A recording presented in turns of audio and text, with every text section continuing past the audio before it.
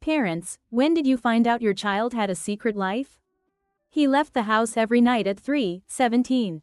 We only noticed because the motion camera caught it. When we asked, he said he'd been asleep the whole time.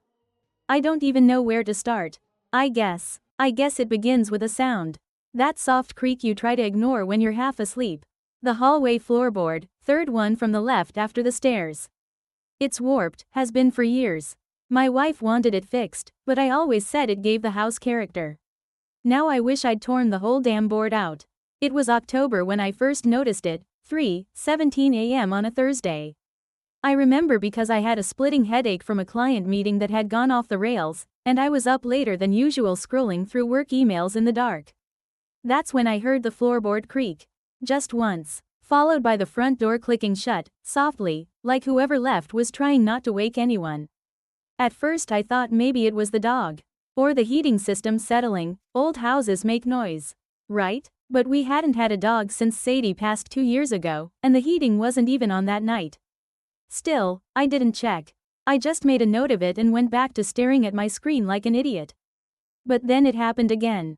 The next night, and the one after that. Always at 3:17. On the fourth night, I sat up in bed and stared at the hallway through the open bedroom door. It was pitch black, silent. Nothing. I was about to lie back down when the sound came again. Creak. Pause. Then the soft slide of the front door. Gone. I checked the locks the next morning. Still secure. No sign of a break-in. I didn't even mention it to my wife, Amanda. She already had enough anxiety. Being the parent of a teenager is basically living with a low-grade heart attack 24/7. But that evening, after she went to bed, I opened the Nest app on my phone and reconnected the old outdoor motion cam we used to use when Daniel was small. Just to be safe, I told myself. Just to prove it was nothing. I didn't expect to see him. The footage loaded around 5 a.m. when I checked it, grainy, night vision green. But it was clear. There he was, my son, Daniel, walking down our driveway, hoodie on, hands in pockets, like he was going to 7-Eleven or something. Calm, purposeful. My stomach dropped. I didn't know what hit me harder, the fact that he was actually leaving at 3:17 a.m., or the way he looked. Not tired, not dazed, just blank, no expression, no hesitation. He was back at 3:49. The same walk, same expression. Straight back inside. I didn't hear a thing. I waited until the next night. This time, I stayed up with the app open, live feed running. 3:17. The hallway light flicked on briefly, just enough to make out his silhouette. Then off. Then the camera caught him again. Same hoodie, same walk, out into the night. The next morning, I confronted him. Daniel, I said, keeping my tone even, have you been sneaking out at night? He blinked at me like I'd asked him if he believed in unicorns. No. What? Why would I do that? You left the house last night. I saw you on the camera. His face didn't change, not at first. But then, something. A flicker. Not guilt, not fear, more like confusion. Or maybe, concern? I didn't go anywhere, he said, slowly. I was asleep all night. I swear. Amanda was in the kitchen and heard the tail end. She came in, wiped her hands on a towel. What's going on? I played the footage. She stared, then stared at him. Daniel, she said, this is serious. He looked between us, deadpan. I don't remember this. He didn't even try to deny it. He looked genuinely disturbed, as if he wasn't watching himself walk down the driveway but a stranger. Amanda and I talked about taking him to a doctor, maybe a sleepwalker, maybe stress, maybe something neurological. He'd had a rough time earlier that year, switching schools, losing friends, spending more time online than he should. But he'd been doing better. We thought. We set up more cameras. Over the next week, the same thing happened every single night. 3:17 exactly. He'd get up, open the front door, leave. Walk down the driveway. Same route. Same pace. No deviation. 32 minutes later, he'd return. Go straight to bed. But weirder than that, he was always wearing the same thing. A gray hoodie. Old jeans. The hoodie wasn't his. We checked. I didn't even recognize it. Amanda swore she hadn't seen it before. I checked his closet, his drawers. It wasn't there. He never wore it during the day. One night, I tried to follow him. I waited outside, in the truck, parked a few houses down. Watched him walk by me. Didn't look up, didn't glance at the truck. Just kept walking. I gave him a head start, then started the engine and followed from a distance. He went straight, past the main road, past the old playground and the burned-out convenience store on Marlowe. Then he turned left, toward the old rail depot. A place we always told him not to go. It had been shut down for years. He walked to the fence, climbed it, dropped down to the other side. I parked and followed on foot. I'm not proud of it. Part of me felt sick doing it, spying on my own kid like he was a suspect, but at this point, I didn't know what else to do. I climbed the fence after him, landed hard, scraped my palm. But when I looked around, he was gone. I walked around the depot yard, calling his name in a whisper. Nothing. No footsteps. No sound. The air was dead still. No wind. No movement. I waited. I walked the perimeter. I even peeked inside some of the old busted train cars. Nothing. At exactly 3:49, I heard movement back at the house. Checked my phone. The Nest Cam pinged. He was back, walking up the driveway like nothing happened. I drove home in a daze. He was in bed, fast asleep, or pretending to be. Amanda didn't believe me when I told her what happened. She thought I'd missed him somehow, that maybe he slipped past me, doubled back. I started to believe it too. Maybe I wasn't thinking clearly. Maybe I was imagining things. Until the 8th night, that was the night he didn't come back. We waited. 3:49 came and went. I sat in the living room with the camera feed up, the hallway light off, the front door unlocked just in case. Amanda was pacing in the kitchen, clutching her robe like it was the only thing keeping her from falling apart. But Daniel didn't come back. By 4:10, Amanda was ready to call the police. I held her back, told her we needed to check the depot again. She was crying now, saying we should have done something sooner, that we let this go on too long. And she was right. We both got in the truck and drove. The sky was just starting to lighten, a grim, grayish blue that made the streets look hollow. We reached the depot at 4:24. There was no sign of him. The gate was still chained. I helped Amanda over the fence this time. Her breath was ragged from panic, her hand gripping mine so tightly it hurt. We searched every corner, every car, even the woods beyond the fence. I was calling his name, louder now, not caring who heard. Still nothing. We drove straight to the police station. Filed the report. Gave them the footage. They asked the usual questions. Was he troubled? Did he have friends? Did he use drugs? Was he involved in anything strange? We didn't have good answers.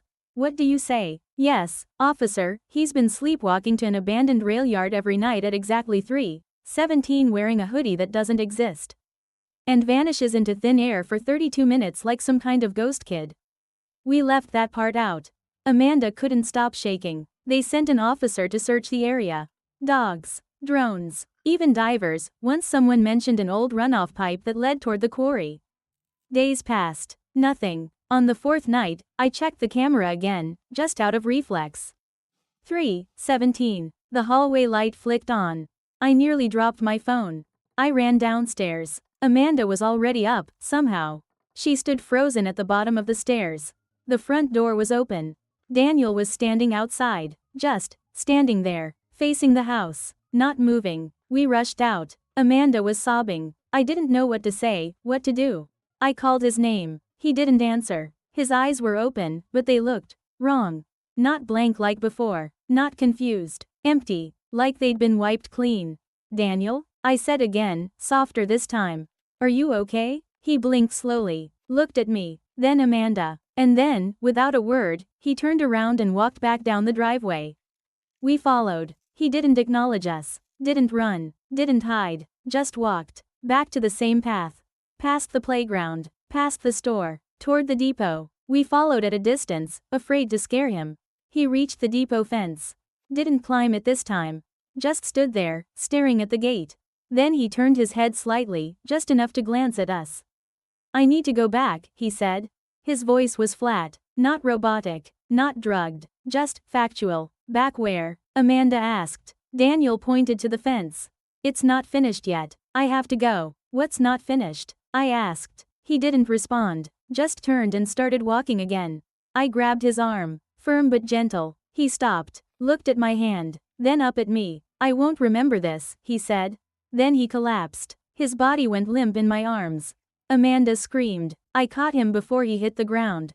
He was breathing. His pulse was fine, but he wouldn't wake up. We took him to the ER. They ran every test they could.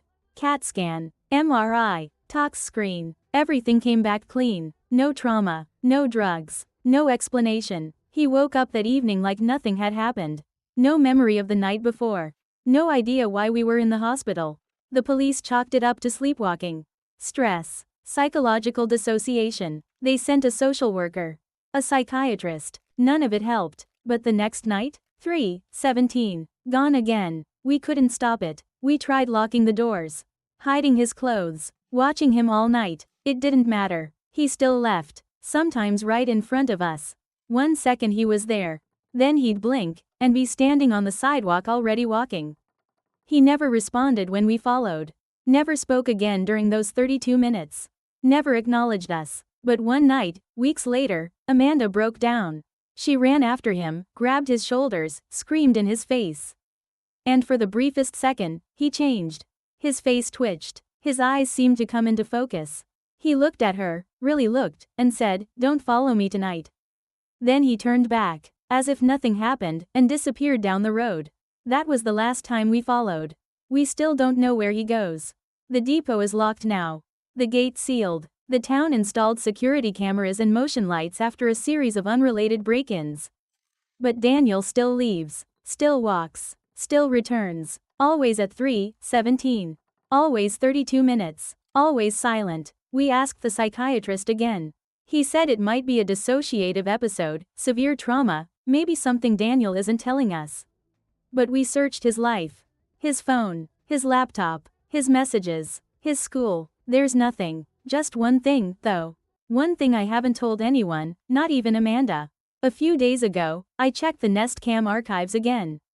I thought maybe there was a night I missed, a clue I'd overlooked. I scrubbed through hours of footage. And there, in the feed from 3 months ago, before all this started, I saw something. 3:17 a.m. A figure, standing at the edge of the driveway. Not Daniel, taller, still, just watching the house. He was there for 4 minutes. Never moved, then walked away. I checked the footage from the next night. Same time, same figure, same spot, watching. I don't know who it is. I don't know what they want. But after that night, Daniel started walking. He never saw the figure. At least, I don't think he did. But I think, maybe the figure saw him. And somehow, I think it's still watching. I didn't tell Amanda about the figure because I didn't know how. What was I going to say? Hey honey, before Daniel started sleepwalking to nowhere every night, a shadowy man was standing in our driveway at 3 a.m. watching the house, and we've got it on tape. That's not something you say to someone already holding herself together with dental floss. But I couldn't shake it. I went back further in the camera archives, scrubbing week by week, all the way to the start of the school year. September 2nd, nothing. August 28th, nothing. August 12th, nothing. Then August 4th. There he was. Same time, same position, like clockwork, just standing there. And then something even worse, in one of the clips, the camera caught Daniel too, standing in his bedroom window, staring back. That was a full month before we ever saw him leave the house. I showed the footage to a tech guy the first no from work. He's into surveillance and metadata stuff, and I figured maybe he could trace the figure's features or movement. But he just shook his head.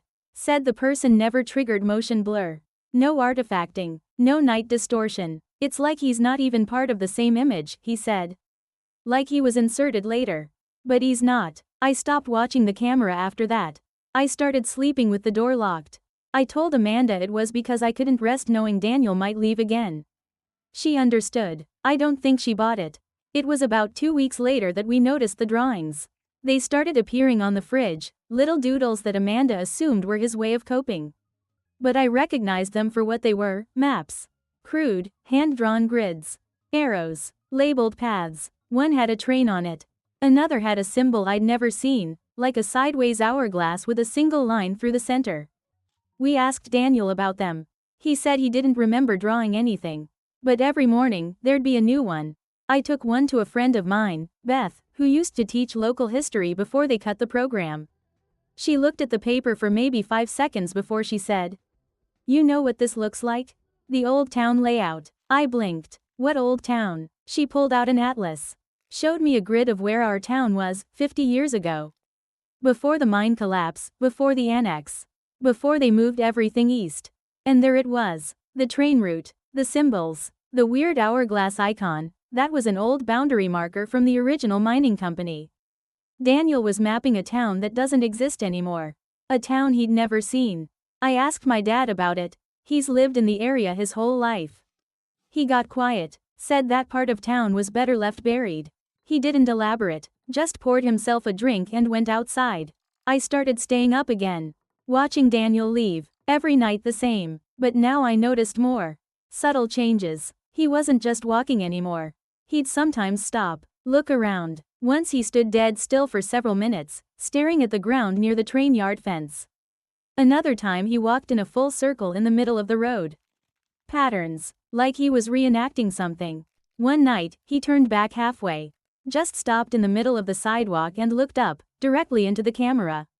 Right into the lens. It was the only time I'd ever seen him smile. Not a grin, just the softest curl of his mouth. Then he turned and continued walking. When he came home, he had dirt under his fingernails. I checked the hallway. His shoes were spotless. I started recording everything. Timestamps, weather, moon phases, the order in which he walked, what he wore, how long it took him to come back. I tried to find a pattern. Anything. But the only thing I found was this: every 7th night, he changed direction. He still left at 3:17. Still returned at 3:49. But instead of turning left toward the depot, he turned right. Into the woods. I followed him once. With night vision goggles I borrowed from my brother-in-law who hunts elk. That night, the first time I followed into the woods, he walked to a clearing I hadn't seen before. I swear it wasn't on any maps. The GPS app just showed a blank spot. Like a dead zone. And in the clearing, there were others. 3 people, standing perfectly still, wearing gray hoodies just like his. They didn't talk, didn't move, just stood in a triangle. Daniel stepped into the middle of them. Then the lights on my goggles glitched. Fuzz, static, complete blackness. When I ripped them off, the clearing was empty. No Daniel, no figures, nothing but trees and silence. He was home when I got back. In bed, asleep. That was the night I finally believed it wasn't just in his head. Something was happening, and it wasn't just to him. The next morning, Amanda found something in his laundry basket. A small piece of paper, torn from a notebook. Folded carefully. It had one line written in pencil, in Daniel's handwriting. The door will close soon. You can still follow. We didn't talk about the note. Amanda folded it and put it in the junk drawer beside the batteries and expired coupons, like if we buried it under enough paper it would stop being real. But I couldn't leave it alone. That line, the door will close soon. You can still follow. It wasn't metaphor. It felt too precise. Like a warning. Like a time limit. I went back to Daniel's maps. I compared the drawings to satellite images, old land surveys, scanned copies of town plans from the 50s. I spent 3 nights straight combing through files from the county archives online, and when I couldn't find what I needed, I drove out to the records building and requested the original blueprints. There it was, buried in the 1954 zoning proposal for the mining extension. A side tunnel listed as inactive, sealed, marked with the same symbol Daniel kept drawing, that hourglass with the vertical slash. Coordinates matched the dead GPS zone in the woods. I took a day off work and went out there during daylight. The forest felt different when the sun was up, brittle, too quiet. I brought a shovel and a metal detector, pretending I was just another guy looking for old coins or rusted tools, in case anyone asked. No one did. The clearing looked normal in daylight. Just weeds and trees and a few half-buried rocks. Until the detector pinged. I dug carefully. A few inches down, my shovel hit metal. A hatch. Heavy. Rusted over. Bolted shut. I marked the spot on my phone. Took pictures. Covered it back up. Left. I didn't tell Amanda, not because I wanted to lie to her, but because I wasn't sure how to say our son has been walking to a sealed 70-year-old tunnel in the woods every week and it might be calling him somehow. The next night was a 7th night. And like clockwork, Daniel turned right. I followed again. Quiet. At a distance. This time, no goggles. Just a flashlight with red cellophane to dim the beam. He didn't hesitate. Walked straight to the clearing. Straight to the hatch. It was already open. He climbed down. I waited 5 minutes, then followed. The tunnel smelled like wet stone and iron. It wasn't large, barely enough space to crouch. My flashlight flickered as I moved forward. The floor sloped slightly, then curved. Then opened into a wider chamber lined with decaying wood beams. There were no markings, no sounds, except one. Whispers. Faint, like a voice behind a thick door. I couldn't tell the direction. I called Daniel's name. Silence. I kept moving. The corridor narrowed again, winding like a maze. My phone lost signal after the second turn. My hands were sweating so bad I nearly dropped the light. Then, around the corner, I saw him. Daniel, sitting on the ground, legs crossed, hoodie down, staring at a blank wall. He didn't move, didn't blink. I reached out, touched his shoulder.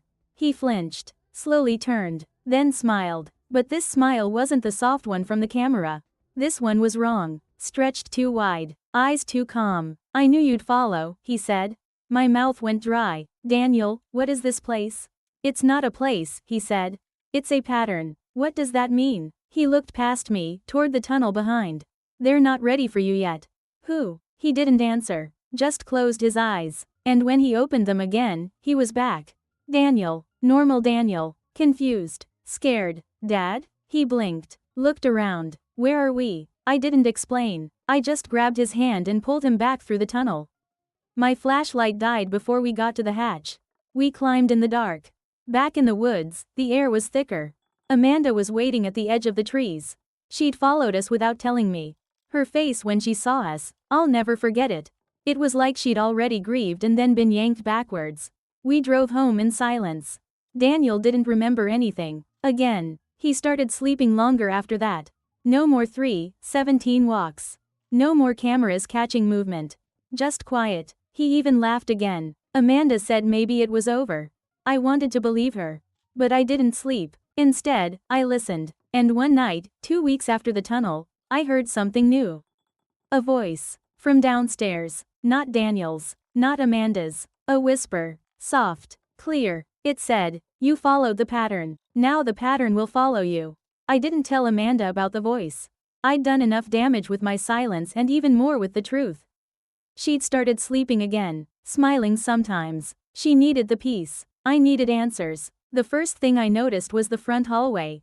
It smelled different, not bad, just unfamiliar, like cold stone or the air inside a damp cave. Amanda said it was probably the pipes. I didn't argue. Then the lights started flickering. Not in the usual way, not like faulty bulbs or surges.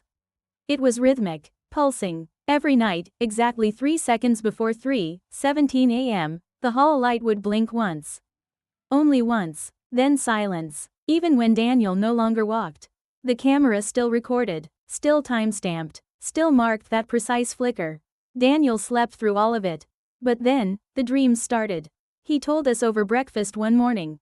Said they weren't like normal dreams. More like being somewhere without knowing how you got there. A long corridor, sometimes a tunnel, sometimes a hallway, always lined with doors. He said one night, he tried opening one. It didn't go anywhere, he said. Just back here. Back where? He hesitated. To the house, he said. Then, except, it wasn't quite this house. I didn't know what to do with that.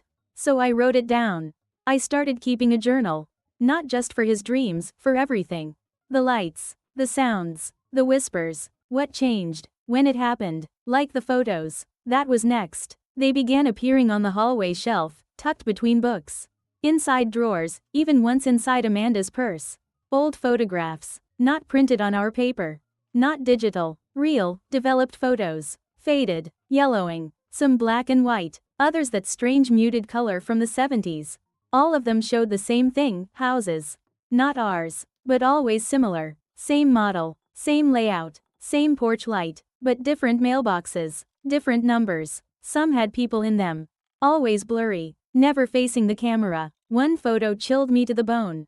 It was of our living room. Same couch, same clock, same window curtain, except there was no furniture. No photos on the walls. No toys, just dust. And Daniel, standing in the corner, staring at the wall. I didn't show Amanda that one. Instead, I tried to trace the photos. I scanned one, uploaded it to a photo research forum I follow. A guy responded 2 days later. said he was almost certain the film type was discontinued in 1994. Another told me the timestamp format on the back, a faint red imprint, was from a Japanese print lab that hadn't operated since 1989. That night, Daniel woke up screaming. We ran to his room. He was drenched in sweat. His sheets were pulled halfway to the floor. His voice hoarse from yelling. Amanda held him for nearly an hour. He didn't remember the dream.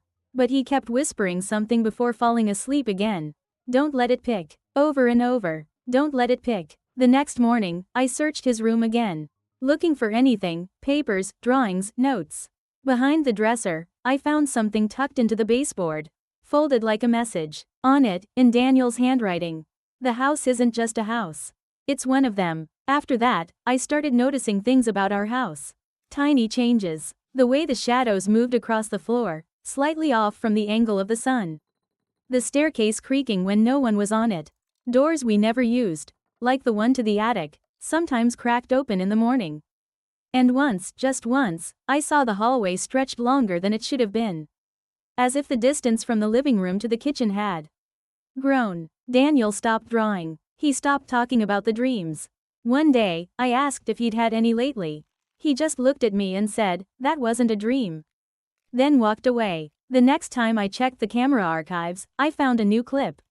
No motion alert, no timestamp, just footage. A figure. Not Daniel, not the one from the driveway. A third person, standing in our kitchen, back to the camera, still as stone, hands folded behind their back, watching something on the fridge. Then they turned slightly, and I swear, they looked straight into the lens. Just like Daniel had, weeks ago. Then the clip ended. I checked the timeline. There was no record of it being recorded. No trigger, no data, just a ghost file. Like it had been added by something else. Amanda came into the room while I was staring at the screen.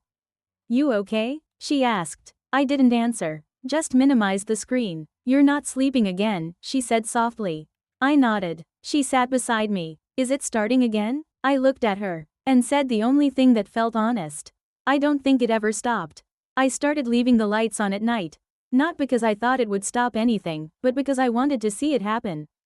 Whatever it was, Daniel had returned to normal, at least on the surface. He smiled at breakfast. He played chess with Amanda. He even joked with the neighbor's kid across the street. But there was a delay in him now, like a movie buffering, just enough to feel artificial. The photos kept coming, now slid under doors, tucked into the mailbox. One arrived inside a cereal box we'd just opened.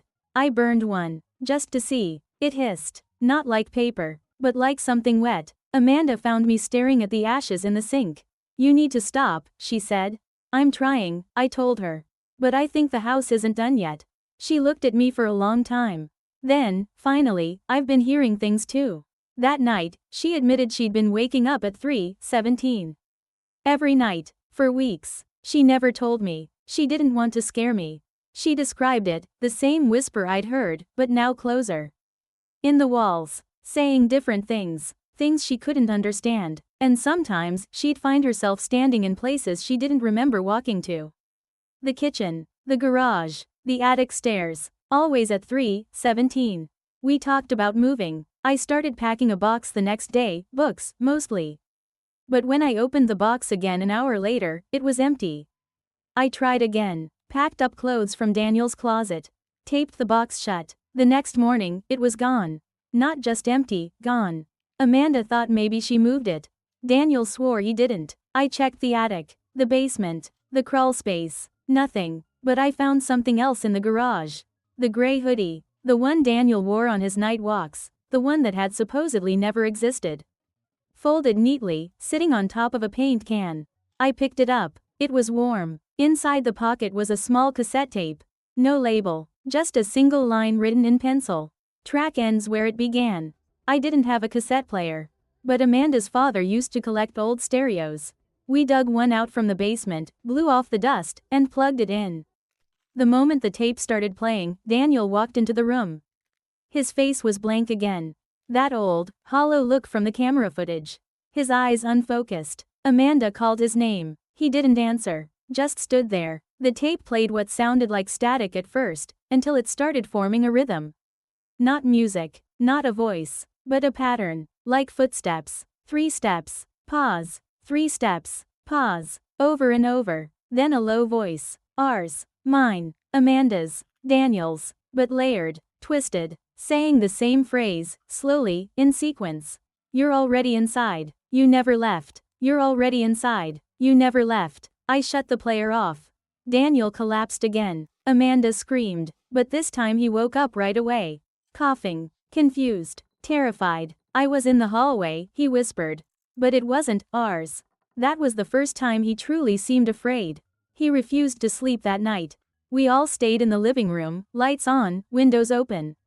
At 3:17, the lights flickered. The hallway door opened, but no one was there. Not Daniel, not Amanda, not me, just darkness, deeper than darkness should be. Then a sound, from upstairs, footsteps, but not down the stairs. Up, like something was walking up to a second floor that didn't exist. Amanda looked at me, pale as paper. That's not possible. Daniel didn't speak, just pointed toward the hallway. A door had appeared, where there hadn't been one before. White, plain, brass knob, like any other in the house. But it didn't match the layout. It was where the old bookshelf used to be. I walked toward it. Amanda pulled me back. Don't. But I had to. I placed my ear against the door. I didn't hear voices. I heard us. Laughing. Arguing. Cooking. The house, our house, living in rewind. I turned the knob. The door opened into a hallway. Not ours. Not exactly. Same layout. Different walls. Older. Like a version of our home from decades ago. Daniel stepped beside me. I think this is where I've been going, he said. I turned to Amanda. We need to go in together. She shook her head. This is insane. I think it's the only way to end it, I said. To see where it started. Daniel reached forward and took my hand. Amanda hesitated, then nodded. We stepped through. The hallway was long, quiet, smelled like old books and dust and electricity. At the end, there was a second door. Identical to the first. Daniel walked up to it and said, softly, this is where it chooses. What does? I asked. But he didn't answer. He reached out, turned the knob, the door opened, and then, we were back. Living room, lights on, night air coming through the open window. But something was different. I looked around. Amanda's face had changed, just slightly. Her hair was parted the wrong way. Daniel was shorter. The painting on the wall, it was one we never bought. The hallway light flickered. 3:17. The door behind us was gone. I rushed to the bookshelf, it was back. Daniel turned to me. This isn't the same, he said. And in his voice, I heard both relief and fear. Because we had made it back. But not to the same version we left. The house looks the same. It feels almost the same. But every night at 3:17, the hallway flickers. And some nights, just briefly, I see another version of myself watching through the glass. Smiling.